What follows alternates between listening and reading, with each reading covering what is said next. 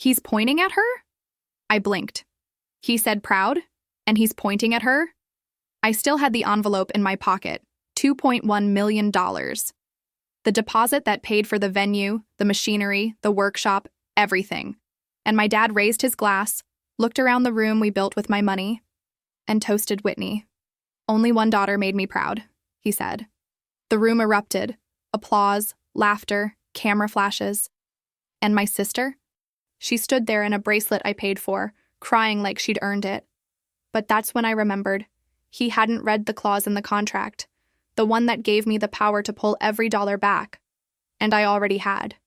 But before we begin, let me know where in the world you're watching from today. It's always fascinating seeing who's joining us from around the world. My name is Jacqueline Lively, and I'm 37 years old. I spend most days running my software company from a corner office overlooking the city, the kind of view I dreamed about during those early startup years. My father, Raymond, a retired civil servant, has always gravitated toward my younger sister Whitney's effortless charm rather than my quiet achievements. She floats through life on personality while I built everything from scratch. Last month, I transferred $2.1 million into Dad's new woodworking venture, my olive branch after years of feeling invisible. My fingers traced the hidden withdrawal clause in the operating agreement as I signed it, a secret safety net I hoped I'd never need. When Whitney twirls through parties in designer dresses, Dad beams with pride I've never known. But let me start from the beginning. 200 people packed into Mountain Ridge Lodge for Dad's retirement party. The exposed wooden beams and stone fireplace seemed perfect for celebrating a man who'd dreamed of crafting furniture his whole life. I smoothed my blazer, checking one last time that my gift envelope was tucked safely in the inner pocket. You know that flutter in your stomach when you're about to give someone something special? That's how I felt, watching Dad work the room in his best flannel shirt. The smell of pine and yesterday's fire mixed with catering trays of pasta and roasted vegetables. I'd chosen this venue myself, writing the deposit check with a smile 3 months ago. Remember when you were a kid and thought your parents hung the moon? That feeling never quite goes away, even when you're successful enough to fund their dreams. Whitney floated through the crowd in a champagne-colored dress that probably cost more than most people's monthly rent. She had that effect on people, drawing them in with practiced laughs and touches on the arm. I watched her hold court near the bar, surrounded by Dad's old work friends who couldn't take their eyes off her. If I could have everyone's attention? Dad tapped his glass with a spoon, and the crowd hushed. My heart picked up speed. This was it, the moment I'd been waiting for. First, thank you all for coming tonight. I stood straighter, fingertips pressed against the envelope in my pocket. The paper felt warm, like it was alive with possibility. Dad's eyes swept the room, crinkling at the corners the way they did when he was truly happy. You know, retiring from civil service after 30 years makes a man reflect. He paused, emotion catching in his throat. Makes him think about what really matters, about legacy. My chest tightened. Legacy. That's exactly what I'd given him. A chance to build something lasting with his own hands. And standing here tonight, looking at my family, Dad's voice grew stronger. I realize how blessed I am. Only one daughter made me proud. And she's sitting right there. His arm extended, glass raised high, pointing straight at Whitney. The room erupted in applause. My sister's perfectly made-up face glowed as she pressed a manicured hand to her heart, tears sparkling in her eyes. People around her patted her shoulders, nodded in approval. I felt like I'd been dunked in ice water. The envelope burned against my ribs now, mocking me. $2.1 million, and he couldn't spare me a single word of thanks. To my beautiful girl, Dad continued, who's always been there for Sunday dinners, who remembers every birthday, who brings such joy to this family. Whitney, sweetheart, you're everything a father could want. More clapping, more laughter. Whitney stood and wrapped Dad in a tight hug, her diamond tennis bracelet catching the light. A bracelet bought with money from his new business account. My money. You ever have a moment when the world keeps spinning, but you're frozen still? That's where I was, watching them embrace while camera flashes popped like tiny explosions. My throat closed up. The room started to feel too warm, too small. Speech, someone called out, and Whitney didn't disappoint. Daddy, she gushed, dabbing at her eyes with a cocktail napkin. I'm just so excited to help you run the new workshop. We're going to make it amazing together. Together. Right. Because she'd contributed so much already. I stayed rooted to my spot as the party swirled around me. People raised glasses, shared stories, laughed at inside jokes. Not one person noticed I hadn't moved. Not one person, not even my father, seemed to remember who had actually made this night possible. Hours later, I sat alone in my home office, staring at the operating agreement on my laptop screen. The withdrawal clause glowed blue in the darkness, a simple paragraph I'd insisted on including. Just in case. My hand shook slightly as I reached for my mouse. The party's sounds still echoed in my head, the clinking glasses, the endless praise, Whitney's practiced laugh. But loudest of all was the silence. Dad's complete and utter silence about me.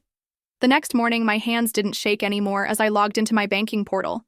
Funny how clarity can steady you. The withdrawal documentation was already drafted. I'd had my lawyer review it twice before the party. All it needed was my electronic signature. Remember when you were little and your teacher would say, "Use your inside voice"? That's what revenge feels like when you do it right. Quiet, controlled, clean. I initialed each page, watching the cursor blink between each click. The operating agreement's fine print laid it out clearly. Primary investor maintains unilateral withdrawal rights with 24-hour electronic execution.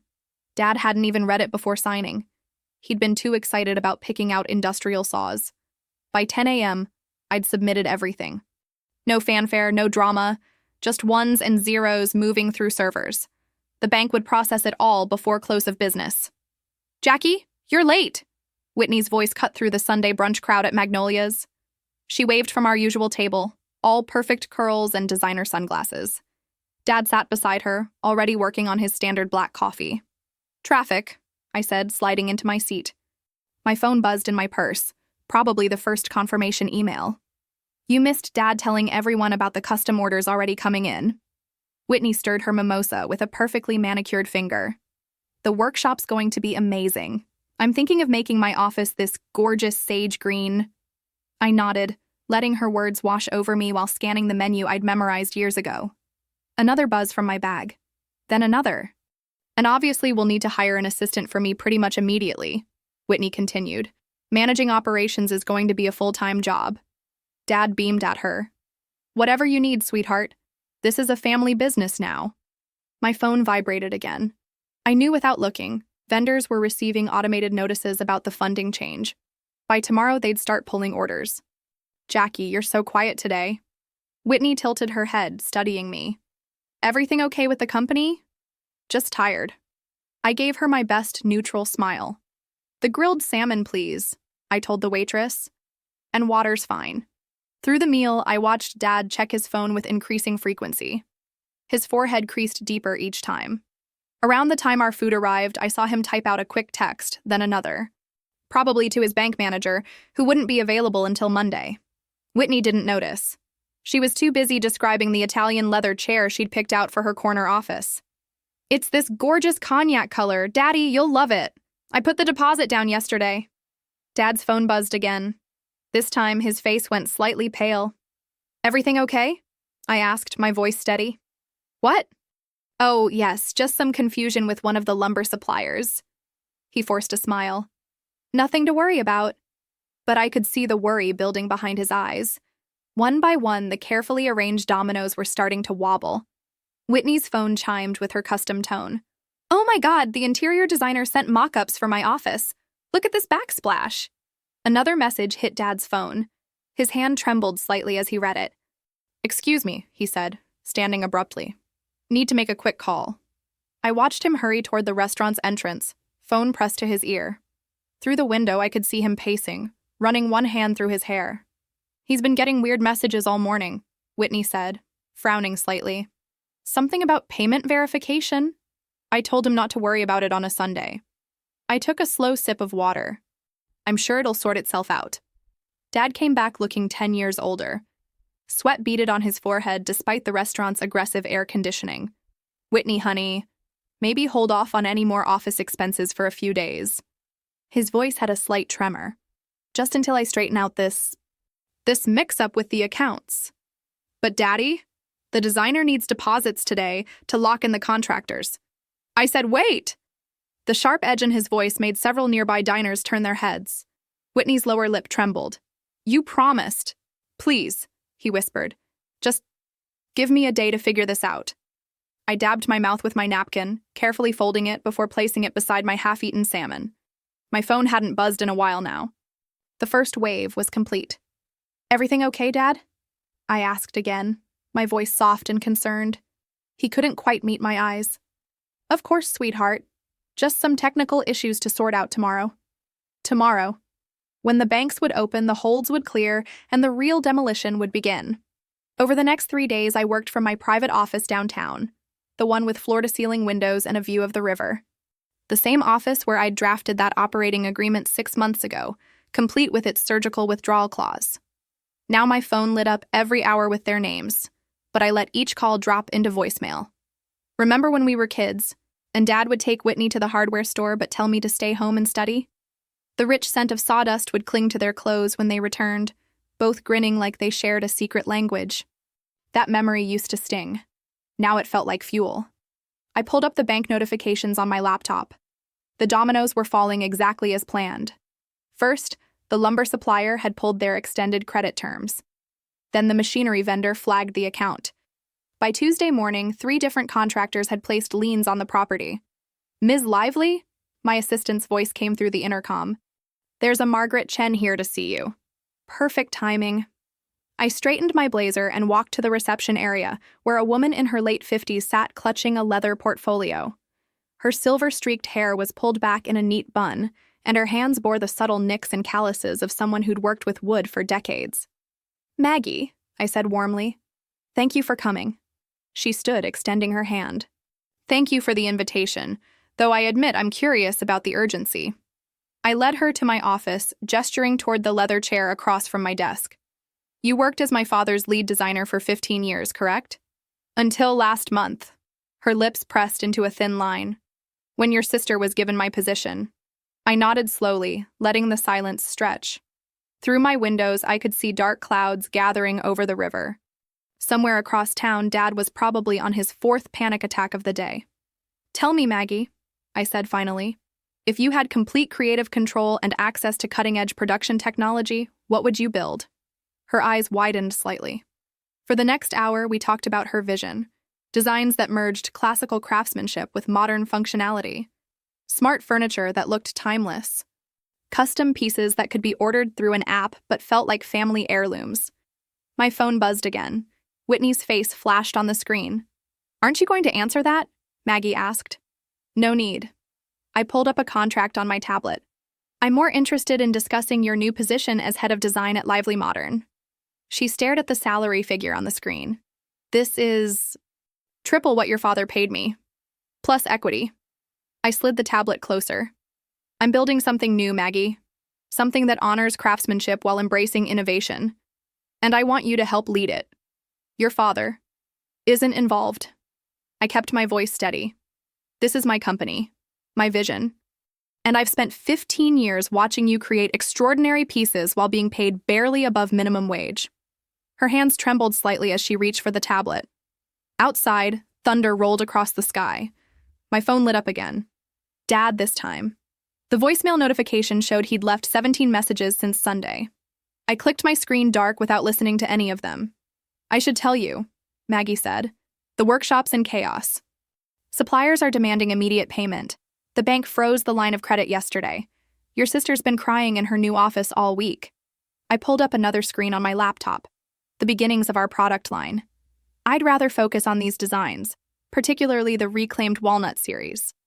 Maggie leaned forward, professional instincts overtaking hesitation. The grain pattern on that desk is extraordinary, but the brass inlay needs a stronger focal point, I finished. My thoughts exactly. For the next 2 hours, we sketched and planned, our excitement building with each new idea.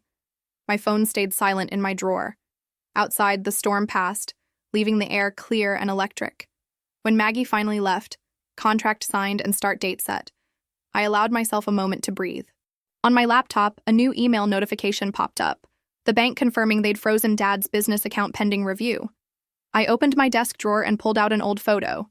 Me at 12, standing proudly next to my first woodworking project. Dad had barely glanced at it, too busy praising Whitney's macaroni art. I propped the photo against my monitor, a reminder of where this all began. Time to build something new, something entirely mine. After Maggie left, I had one more meeting scheduled, the one I'd been anticipating most. Ruth Delgado arrived precisely at 4, wearing the same worn work boots and canvas apron I'd seen her in countless times at Dad's workshop. Her silver-streaked braid hung over one shoulder, and her hands, strong, capable hands that had shaped masterpieces for years, fidgeted with her coffee cup. "I almost didn't come," she admitted, settling into the chair across from my desk. "Your father? He wasn't happy when I left last month. Because you were the only one who actually knew how to run his machines." I poured her a cup of the expensive Earl Grey I kept for special occasions. The scent reminded me of childhood afternoons in my grandmother's kitchen, back when dreams still felt possible. Ruth's smile was tired, but genuine. 15 years. I trained every new hire, wrote every manual, fixed every jam. But when it came time to name a production manager, she shrugged, letting the sentence fade. They gave it to Whitney. My voice stayed neutral, but my fingers tightened around my mug. "Who's never operated anything more complicated than a nail file." She said she'd bring a fresh perspective. Ruth's laugh held no humor. "Whatever that means." I opened my laptop, turning it to face her. On the screen was my new company's landing page. Still in development, but already sleek and promising. "I'd like to show you something different. A perspective that actually matters." For the next hour, I walked Ruth through my vision. A direct-to-consumer furniture line that would merge her old-world craftsmanship with cutting-edge technology. Custom pieces designed through our proprietary software, built by master artisans, and delivered straight to buyers' homes. "And I want you as my head of production," I said, sliding a contract across the desk. "Full creative control. Profit sharing. Your name featured prominently on every piece you oversee." Ruth's hands trembled as she picked up the document. When she reached the salary figure, her eyes welled up. This can't be right." "It's exactly right." I leaned forward. "It's what you've always been worth." A tear slipped down her cheek. "In 15 years, your father never once—" "I'm not my father." I kept my voice gentle but firm. "And this isn't his company." My phone buzzed. Another text from Whitney. "OMG, sis. Wait till you see my new office downtown. I'm thinking gold accents everywhere. Finally running this show my way." I muted the notification without responding. Let her play CEO for now. Let her sign those leases and order that custom furniture. The timer was already ticking. Ruth was still staring at the contract, running her finger along the equity percentage. "You're really giving me a stake in this?" "I believe in betting on the right people." I pulled out a pen, matte black, heavy as justice, and in paying debts that were never acknowledged. As she signed, another memory surfaced. Being 16, watching Ruth teach a summer woodworking class. She'd shown me how to feel the grain of the wood, how to work with its natural patterns instead of against them. Dad had pulled me out after 2 sessions. "That's not for girls like us," he'd said. Well, look where we were now. Ruth's signature was bold and clear. As she set down the pen, her shoulders straightened, like someone shedding a heavy load. "When do we start?" "Today." I handed her a key card to our new workshop space. "I've already ordered the equipment you spec'd out last week. Delivery's scheduled for Thursday." My phone lit up again, Dad this time. The preview showed, "Jackie, please, the bank's freezing everything. We need to talk about—" I turned the phone face down. Through my office windows, I could see Whitney's new corporate headquarters being set up across town. The moving trucks were unloading what looked like Italian leather furniture and crystal chandeliers. My sister stood on the sidewalk, directing traffic in designer heels, clearly living her CEO fantasy to the fullest. 90 days. That's how long until reality would hit. Until the balloon payments came due on all those pretty things she was charging to accounts that were already empty. Ruth gathered her things, clutching her copy of the contract like a precious thing. "Thank you," she said softly, "for seeing me." I walked her to the door, watching as she headed toward her car with new purpose in her step. Behind me, my phone buzzed again with family desperation. I left it there, unanswered. You know that moment when karma finally catches up? When all those little lies and borrowed confidences come crashing down? I was having my morning espresso, single origin Ethiopian, because why not treat yourself, when my phone erupted like a slot machine hitting jackpot. First came Whitney's text. "Emergency! Call me now!" I took another sip, savoring the bitter notes. 3 more messages pinged in rapid succession. Jackie, this isn't funny anymore. The bank is saying something about a balloon payment? I can't reach Dad and everything's frozen. Remember those science videos where they film a bubble bursting in slow motion? That's what this felt like. Watching my sister's carefully constructed fantasy pop in exquisite detail. I set my cup down and opened my calendar app, adding a new entry. Day 1 of 90. The countdown had officially begun. My phone lit up with a call from Dad. I let it ring through to voicemail, then played it on speaker. Jackie, honey, there's been some kind of mistake with the accounts. Everything's locked up tight. I've got suppliers breathing down my neck and... His voice cracked. Please call me back. Please. The same man who'd stood in that lodge, champagne in hand, praising only one daughter, now needed the other one desperately. Funny how that works, isn't it? More texts flooded in, this time from Whitney's personal assistant, because of course she'd hired one. Ms. Lively, urgent situation at the downtown office. Building management requesting immediate payment for custom renovations. Please advise. I walked to my study wall where my oversized calendar hung. Clean, minimal, expensive. With a red marker, I drew a precise circle around a date 73 days from now. The ink was the exact shade of my lipstick, which felt appropriate somehow. My sister's ringtone cut through the quiet again. This time I could hear the panic even in those few electronic notes. When it stopped, a voicemail notification popped up. Jackie, they're saying Sarah's tuition check bounced. The school called during morning drop-off, in front of everyone. Do you know how humiliating that was? Dad's not answering. His secretary says he's in with the bank, and I can't... She broke off, sniffling. Please, I need your help. You're good with money stuff. Just... Please call me back. The espresso had gone cold, but I didn't mind. Some things are worth savoring at any temperature. I opened my laptop to check my investment accounts, all showing healthy, steady growth. Unlike Dad's business, mine wasn't built on borrowed confidence and misplaced praise. A text from my father's business partner. Jackie, your father's meeting with the bank isn't going well. They're talking about calling in all the loans. What's going on? I remembered a summer afternoon years ago, watching Whitney try her hand at the pottery wheel in our backyard. She'd made a wobbly, uneven bowl that Dad displayed proudly in his office. My meticulously crafted pieces, stored in boxes in the garage, some patterns run deep. The messages kept coming, each one more desperate than the last. The lease company wants $86,000 by Friday. Sarah's school needs proof of funds by tomorrow. The furniture delivery team is threatening to repossess everything. Dad's having chest pains from stress. I walked to my window, looking out at the city skyline. Somewhere out there, my sister was probably pacing her beautiful new office in designer heels, making frantic calls on her latest model phone. Dad would be sitting in some bank manager's office, his proud shoulders finally slumping under the weight of reality. The calendar caught my eye again, that red circle standing out like a target. 73 days until every bill came due.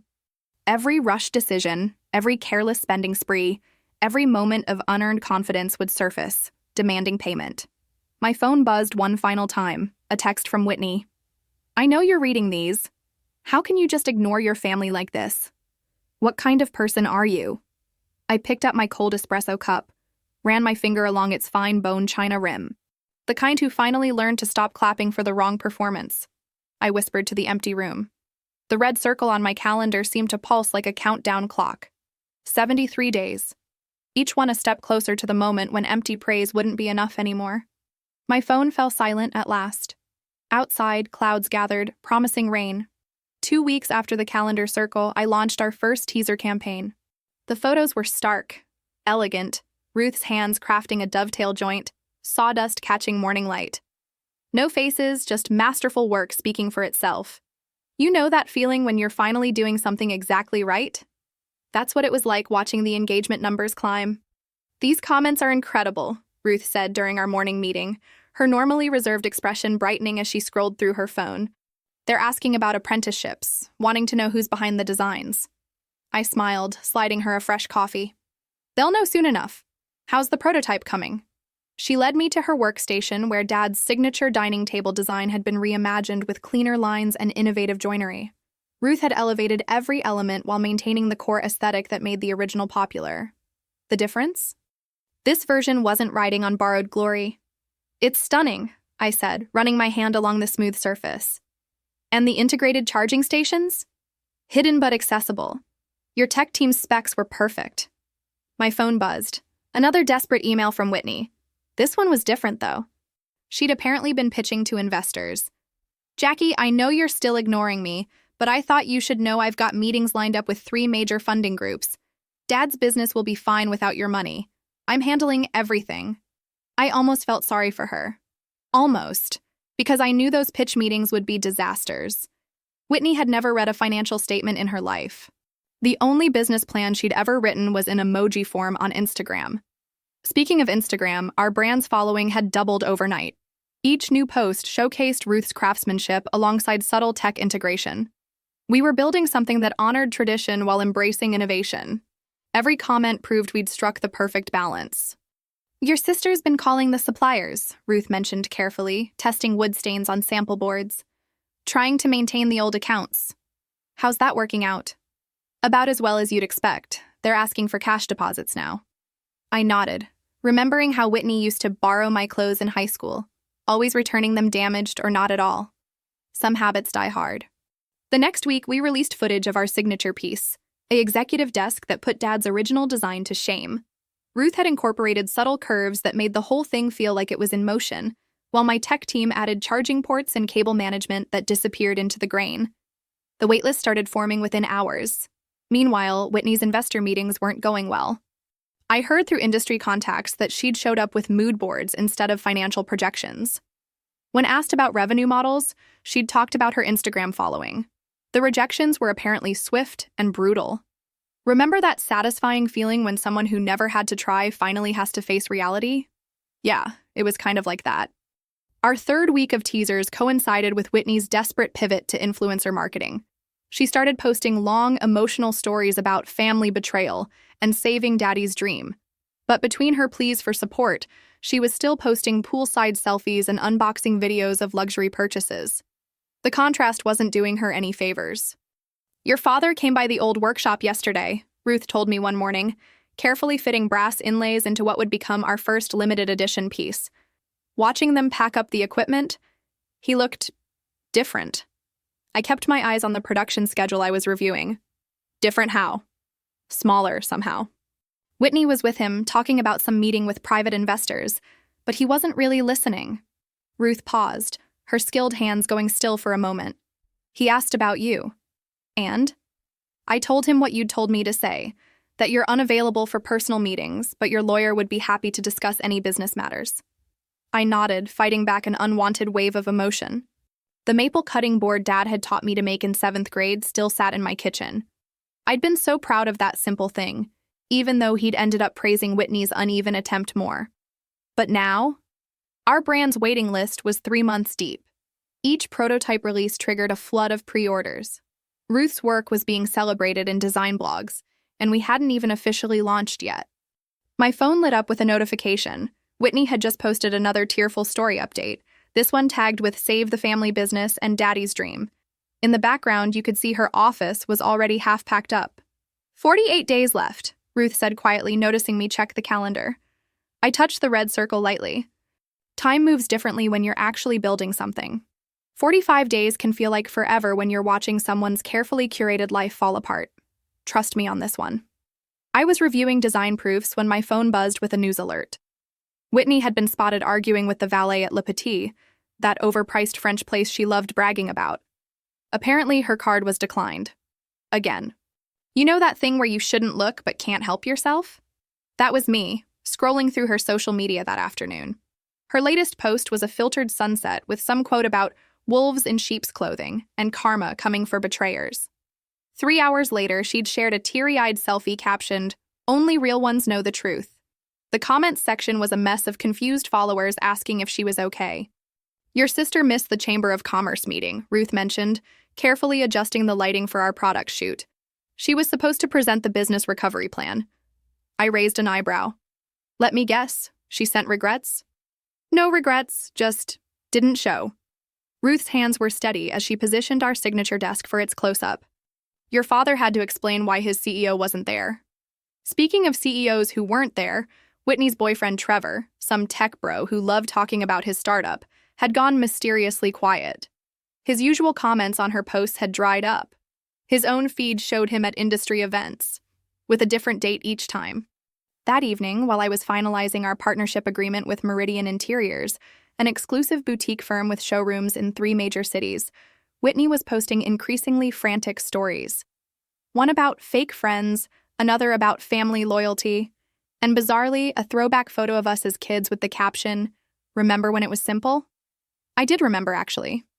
I remembered her breaking my science fair project the night before judging, then crying until Dad bought her ice cream to cheer her up. The Meridian deal was everything we'd hoped for: exclusive distribution rights, premium placement, and full creative control. When I signed the final page, Ruth squeezed my shoulder. "They love that we're women-owned," she said, smile lines crinkling. "And that sustainability angle you pushed for? Sealed it." My phone lit up again, Whitney posting from some charity gala. But something was off. Her designer dress had a small tear, her smile was too bright, and in the background, you could see empty tables. These weren't the A-list events she used to frequent. "Did you see the eviction notice?" Ruth asked carefully, adjusting a prototype's brass fitting. "On her condo or the office?" "Both, actually." I nodded, remembering the way Whitney used to rearrange my bedroom without asking, claiming the better view was wasted on someone who only studied. Now her view was disappearing altogether. Her latest post was a cryptic quote. "Sometimes silence is the loudest scream." Below it, her usually adoring followers were getting restless. "Are you okay, girl? What's really going on? Why aren't you at the office anymore?" Trevor finally surfaced in her comments. "We should talk." She replied with 5 paragraphs about loyalty and true love. He left her on read. Meanwhile, Meridian's design team was walking through our workshop, admiring Ruth's craftsmanship and the seamless tech integration. They especially loved our materials sourcing, all sustainable, all traceable. "This is exactly what our clients have been asking for," their lead designer said, running her hand along our signature desk's curve. "How soon can you scale?" I shared a knowing look with Ruth. We'd been ready for this question. "We've got 3 production lines set up," I replied, all staffed by artisans who deserved better opportunities. The Meridian team loved that. Authentic storytelling was their thing. As they left, Ruth pulled up Whitney's latest story on her phone. My sister was at some rooftop bar, mascara slightly smudged, ranting about karma and "just you wait" between sips of champagne. "Guess who picked up the tab?" Ruth asked. "No one?" Security had to escort her out. I focused on our production schedule, trying not to think about the time Whitney had borrowed my first business credit card for a small emergency. That emergency turned out to be a spa weekend with her friends. 45 days. That's how long it took for the cracks in Whitney's perfect life to become canyons. While she was posting inspirational quotes about rising above from her friend's guest room, we were signing partnership deals that would change the industry. "The first Meridian shipment goes out next week," Ruth said, perfectly centering our logo on the shipping manifest. I traced the embossed letterhead with one finger. "Right on schedule." You know those moments when karma isn't just a hashtag? When I checked my phone that Tuesday afternoon, my social feeds were blowing up with a video from Milton Prep's pickup line. There was Whitney, in her white Mercedes, the one she'd bragged about leasing because CEOs need to project success, arguing with 2 repo men. "This is a mistake!" Her voice cracked through the phone speaker. "My father owns—" But they weren't listening. Parents filmed from their cars while teachers hustled wide-eyed kids inside. The repo guys just kept doing their jobs, checking VINs and paperwork while Whitney's mascara made tiny rivers down her cheeks. Remember how she used to borrow my clothes for dates, returning them with wine stains and missing buttons? Now she was borrowing time, and it had finally run out. I clicked away from the chaos and checked our production schedule. Ruth had texted that our flagship piece was nearly ready for its photo shoot. That mattered more than Whitney's public meltdown. But social media had other plans. Around dinner time, my phone buzzed with notifications. Trevor, Whitney's tech bro boyfriend, had gone live on Instagram. I almost ignored it, until I saw the viewer count climbing past 10,000. "Look, Whitney," he said, adjusting his designer glasses. "I've tried calling, but you're not getting it. The startup funding? It was never real. Your father's company is bankrupt. You're living in some fantasy where—" Whitney jumped into the chat. "Baby, please, let's talk privately." There's nothing left to discuss. You told investors I was backing your creative director position. That's fraud, Whitney. I can't be associated with... She kept typing desperate emojis. Heart eyes, prayer hands, crying faces, each one more frantic than the last. We're done, Trevor said flatly. Don't contact me again. The live stream ended. Comments exploded. Whitney's perfectly curated social media empire was crumbling in real time. I put my phone on silent and drove to the workshop. The setting sun painted everything in amber light, reminding me of summer evenings when Dad taught us basic woodworking. Whitney always quit after 10 minutes, claiming the sawdust ruined her hair. Ruth was still there, adding final touches to our masterpiece. The reclaimed walnut desk curved like a wave, frozen in mid-break, every joint invisible, every angle perfect. Built-in charging ports blended seamlessly with the grain. The brass accents caught the light like liquid gold. It's been waiting for you, Ruth said softly. I ran my hand along the smooth surface. This wasn't just furniture. It was architecture in miniature, engineering in wood. The kind of piece that belonged in corner offices with skyline views. Real corner offices, not the rented ones Whitney had bragged about. The sustainability report came in, Ruth added, handing me a tablet. Every piece of wood is traced. Even that walnut. It's from a single tree that came down in last year's storm. Something that fell naturally, that we'd given new life. The poetry wasn't lost on me. My phone kept buzzing in my bag. Whitney was probably trying to reach me, or maybe Dad. Instead of checking, I helped Ruth position the desk for tomorrow's photo shoot. The brass plaque we'd designed caught the last rays of sunlight. For the woman who clapped for herself. 28 days, Ruth said, adjusting the angle slightly. Think she knows? I thought about Whitney's Mercedes being towed, about her boyfriend's public rejection, about all the times she'd taken credit for other people's work. She's about to. We worked late into the evening, perfecting every detail. The desk would be our signature piece, the foundation everything else would build from. While Whitney's carefully constructed image shattered across social media, we were creating something real. Ruth touched the brass plaque one last time before heading home. You know what I love most? It's not just beautiful, it's honest. I nodded, thinking of all the honest things Whitney had never understood. Hard work, earned respect, quiet dignity. In 28 days, those lessons would cost her everything.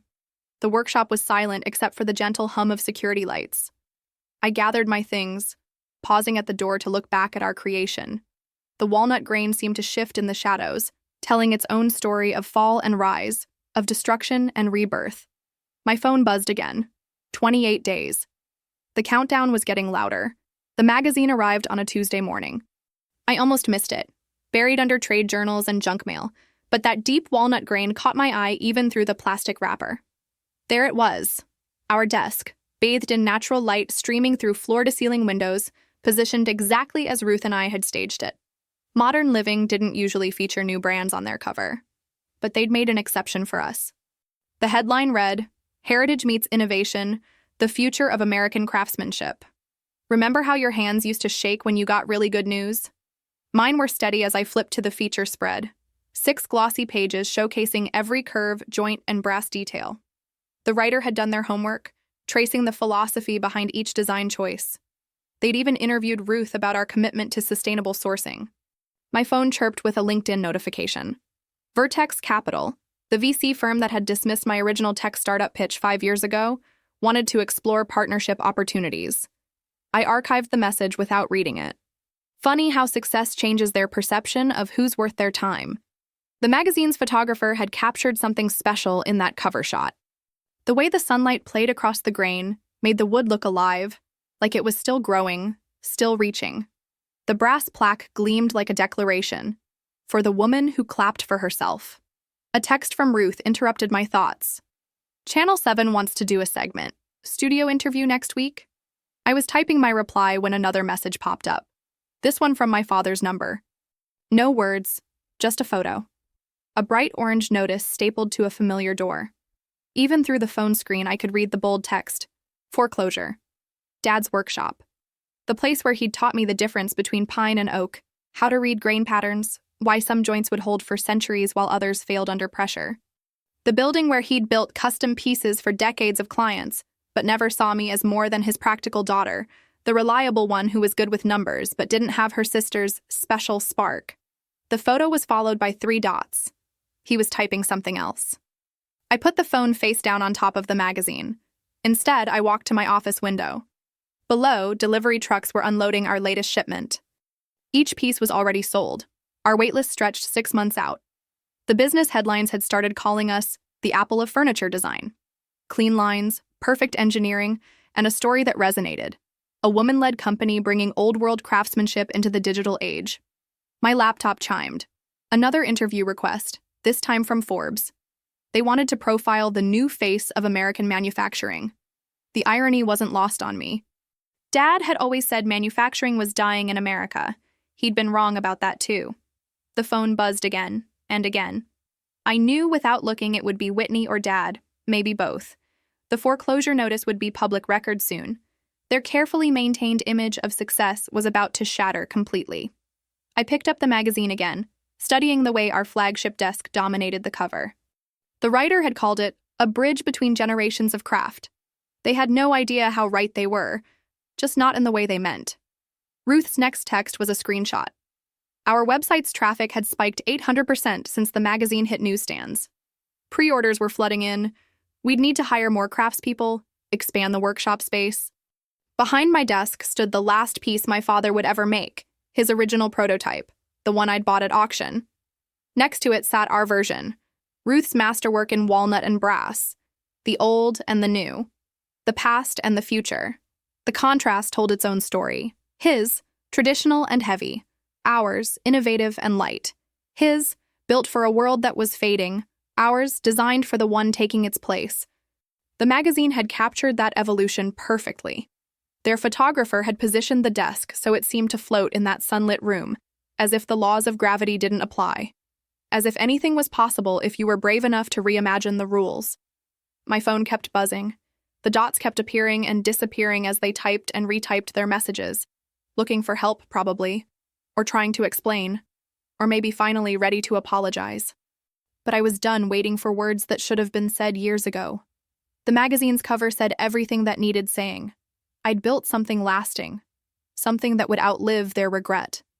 I placed the magazine on my desk, cover up, brass plaque gleaming in the morning light. The auction house smelled like failure and furniture polish. I'd sent Marcus, my head of acquisitions, with strict instructions, one item only. The prototype desk Dad and I had built together 15 years ago, back when I still thought sweat equity might earn me the love I wanted. My phone buzzed. Marcus. Lot 47 coming up. Your sister's here. I was parked 3 blocks away, engine idling. Of course Whitney would show up. Probably thought she could sweet-talk the auctioneer into letting her keep something. That had always been her way. Charm first, reality later. Going once at 1200, Marcus texted. Going twice. I closed my eyes. That desk had cost us nearly $4,000 in materials alone.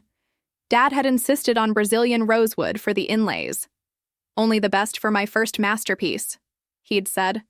I'd funded it from my first real software contract, proud to finally contribute something tangible to his dream. Sold. To me. No other bidders. My hands unclenched from the steering wheel. 15 minutes later, Marcus helped the auction house staff load the wrapped desk into my SUV.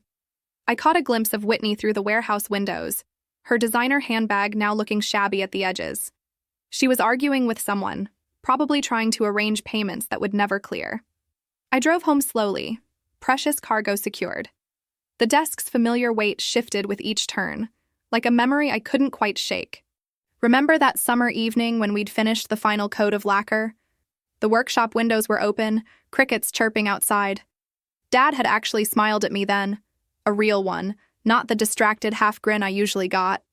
Good eye on that grain pattern, Jackie, he'd said.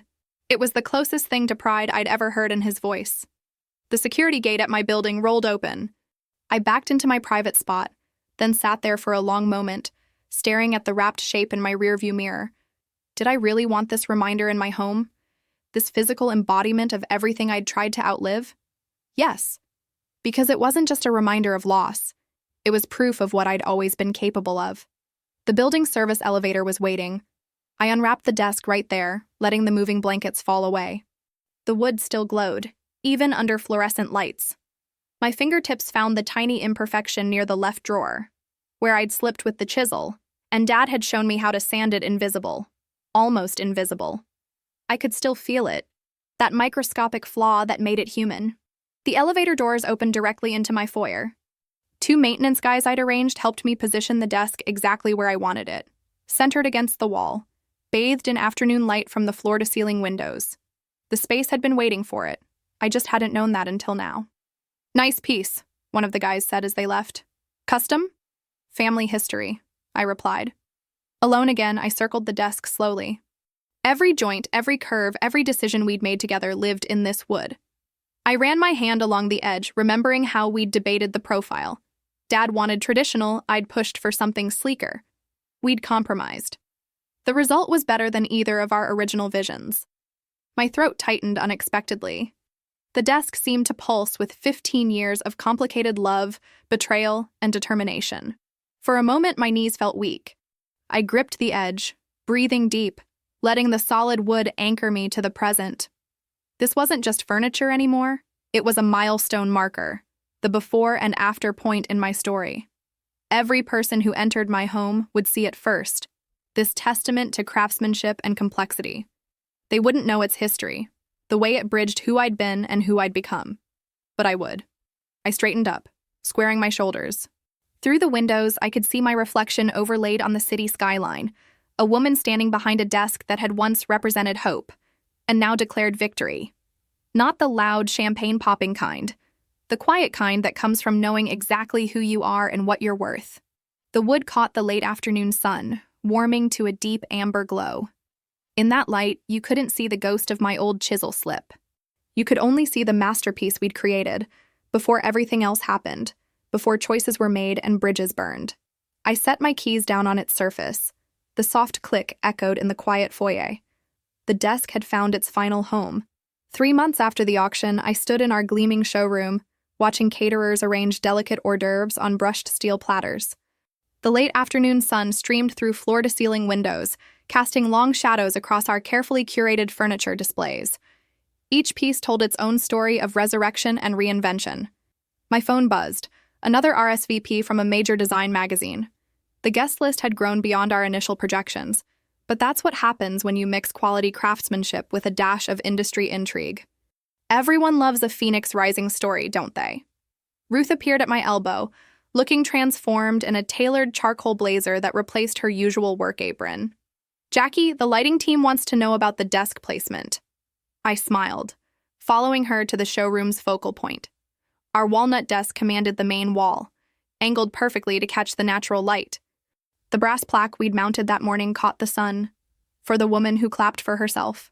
Simple, unapologetic, true. "It's perfect," I said, adjusting my silk scarf.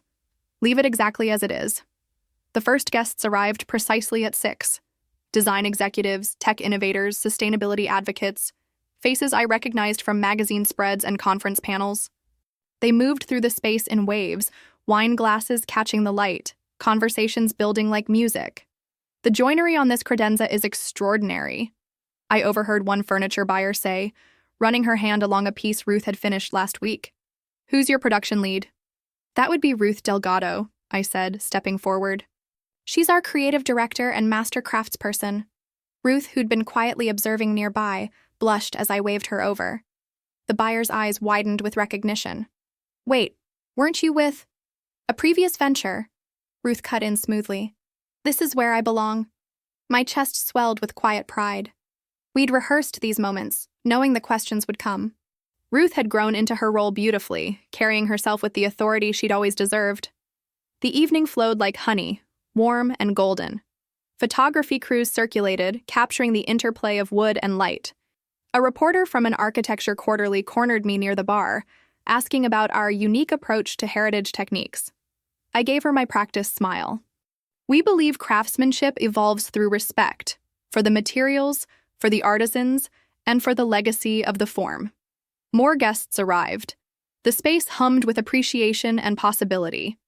I caught fragments of conversation, innovative take on traditional forms, and Finally, something fresh in this space. Remember those dinner parties where I used to fade into the wallpaper while Whitney held court? The memory felt distant now, like a photograph left too long in the sun. At 8 o'clock, I clinked my glass for attention. The crowd quieted, faces turned expectantly toward me. Through the windows behind them, city lights twinkled like stars. "Thank you all for coming tonight," I began, my voice steady. "When we conceived this brand, we wanted to create something that honored tradition while embracing progress. Something that proved excellence doesn't need permission or announcement. It simply needs space to flourish." Murmurs of agreement rippled through the room. I raised my glass toward Ruth, who stood near our flagship desk, her eyes bright with unshed tears. "To the artisans who pour their souls into every piece, to the visionaries who recognize true craftsmanship, and to everyone who's ever had to build their own stage to stand on." The toast rang out, glasses catching the light. As conversation resumed, I caught my reflection in the window. A woman in a perfectly tailored dress, standing tall among the fruits of her labor. No tension in my shoulders, no shadow of doubt in my eyes. Just calm certainty, like still water reflecting sky. A small crowd had gathered around the walnut desk, phones out, capturing the plaque's message. One woman traced the letters with her finger, smiling to herself. I wondered what private victory she was remembering. Ruth appeared at my side again, this time with a potential investor in tow. "Jackie, Mr. Chen was just asking about our production capacity." I turned toward them, ready for the next conversation, the next opportunity.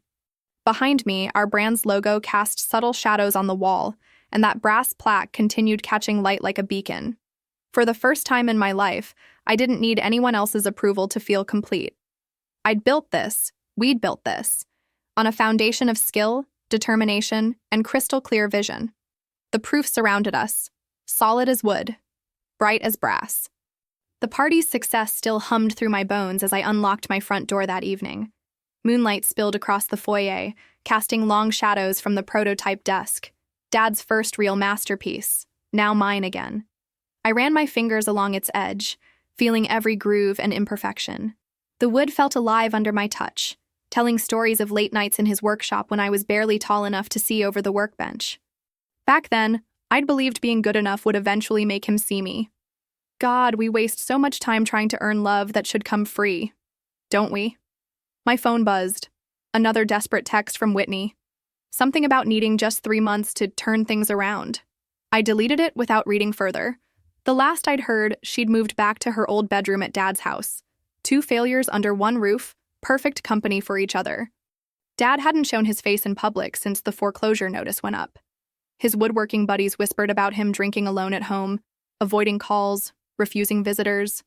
The mighty Raymond Lively reduced to hiding from his own shadow. Meanwhile, Whitney's Instagram had gone dark after that humiliating live-streamed breakup. Her influence peddling dreams scattered like sawdust in the wind. The irony wasn't lost on me. They'd spent years treating my success like it was invisible. Now they were the ones fading into nothing. Headlights swept across my windows as a delivery truck pulled into the circular drive. Right on schedule, the first shipment of our production line.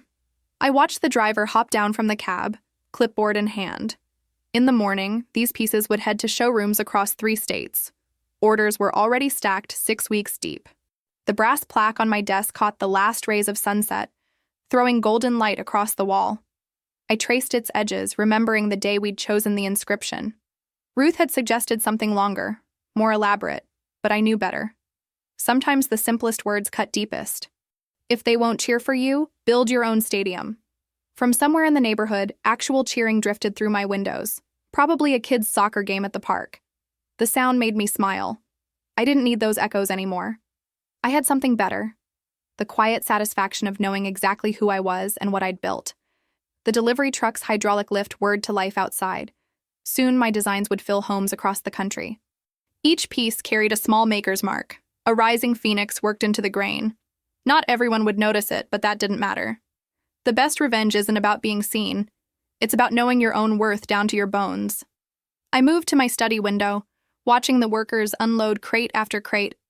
Each one represented a promise fulfilled, not to my father or sister, but to myself. That little girl who used to sweep workshop floors dreaming of the day she'd matter? She didn't just matter now, she owned the whole damn game. The brass plaque caught the light one final time as day faded to dusk. Its message wasn't just words anymore, it was prophecy fulfilled. I'd built my stadium. And the only applause that mattered was the sound of my own success, echoing through halls I'd designed myself. Standing there in the growing darkness, I felt nothing but peace. No anger, no bitterness, not even satisfaction at their downfall. I'd moved beyond all that, into something cleaner and clearer, something that felt a lot like freedom. The prototype desk stood silent in the moonlight, its clean lines and perfect joints a testament to what craftsmanship really means. Once upon a time, this piece had been dismissed as just practice. Now it was a monument to everything they'd failed to see. My phone buzzed again. Whitney's number, Dad's number, both of them reaching for a lifeline I'd cut months ago. I set the phone face down on the prototype's smooth surface. Some calls don't deserve answers. Some debts can only be paid in silence. Outside, the delivery truck pulled away, taillights fading into the distance. Tomorrow, another would arrive, and another after that. Success, I'd learned, doesn't need an audience. It just needs patience, precision, and the courage to build your own path. I stood in my foyer, one hand still resting on that brass plaque, and let the quiet wrap around me like a familiar shawl. This was what winning felt like. Not a shout, but a whisper. Not a celebration, but a certainty. I believe stories like this find us for a reason. If this one touched you, please subscribe. I share a new one every day. And tomorrow's might be the one your heart's been waiting for.